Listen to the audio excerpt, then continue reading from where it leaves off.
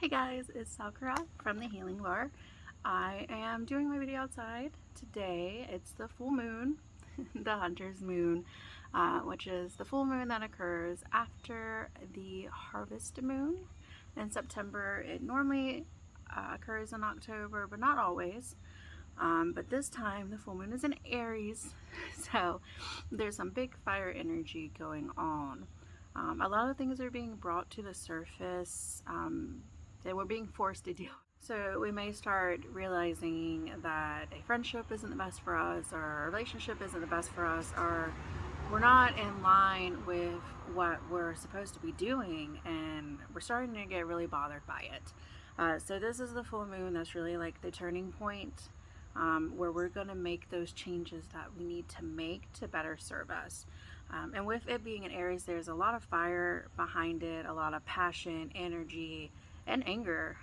So you may experience that you're just angry and you want to get in a fight or tell somebody how you feel, but not in a way that's helpful. And you know, that's not the way to go. We want to do what's best for us holistically, instead of just acting on impulse and anger. So this is really the time to take a step back and think about what we're doing with our lives and figure out what serves us and what doesn't. So with this Aries full moon, it's really important to just take deep breaths, think before you act, like I said, and just really meditate on what you're doing with your life. It's easy for us to get caught in the heat of the moment and do things and then later look back and wish that we had it. So really take this time to focus on what you do before you do it. And some of the signs that are going to be most affected by this full moon are Virgo.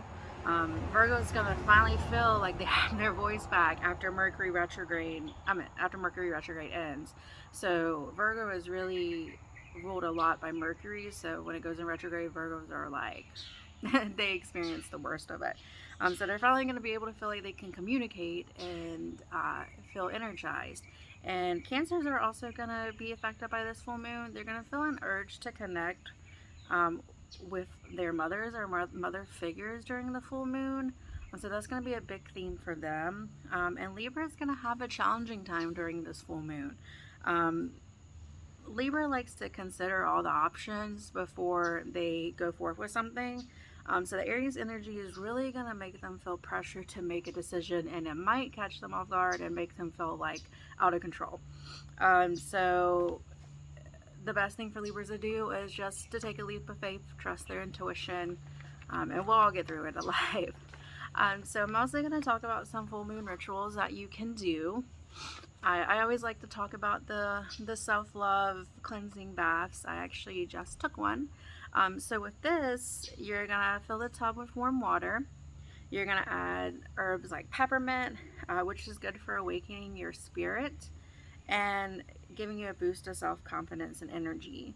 And cilantro is actually a great herb to use for this full moon in particular. It protects the aura and encourages self-expression, and you can just get that at the grocery store. So Aries is associated with the solar plexus, so you want to use crystals if you use them to meditate with that center around the solar plexus. If you prefer to use essential oils instead of herbs, you can use peppermint oil or patchouli oil, or you can also burn a patchouli incense. That's what I did. And those cleared negative energy and keep us grounded. Root chakra. And you can also add fresh or dried flowers. You know, you can make it as, you know, beautiful and self-loving as you want. I had a vase of flowers beside me. If you do, make sure you get orange or red flowers to really showcase that Aries energy. And you can even use crystals, like I've mentioned before. Aquamarine is a great one. It's known to purify water, heal the sick, and release. Carnelian and citrine are also great ones. They carry a lot of fire energy. I actually meditated with a carnelian while I was in there. And you can also use a few splashes of Florida water just to make it extra cleansing. Don't want to use too much because it can close you up. So I just added a few splashes of that. And it really helps with purifying your body, mind, and spirit. And moving forward and letting go of what no longer serves you. So just do that. You can take as long as you want, listen to some healing frequencies, or just meditate in silence. And whenever you go to get out, just stay in there as the water goes down the drain and set the affirmation and intention that you're releasing what no longer serves you with the water that's going down the drain. Um, and yeah, so that's a great self-care little bath ritual that you can do. I always love doing those during the full moon and new moon. You can also do a gratitude ritual. So with that, it's pretty simple. You just write 3 things you're grateful for on a piece of paper. You fill a cup of water with you fill a cup or bowl with water and add a rose quartz to it, and then you add your paper to your water and let it sit under the full moon. And then the next day you either can let the paper dry out and keep it somewhere safe, or bury it. So just listen to your intuition with that one. It's always great to serve gratitude as you're releasing things from your life. So yeah.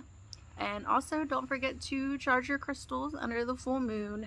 A lot of times you have a 3-day window, so you have the night before, the night of the full moon, and the day after. So you have a 3-day window if you're not able to do it today. So just let your crystals charge under the moonlight. And I wish you all the best full moon. Remember to check out the healing bar. We have a full moon kit set up at the front. And we have all the essentials that you're going to need for tonight's full moon. All right, thanks for watching, guys. Don't forget to like, comment, and subscribe.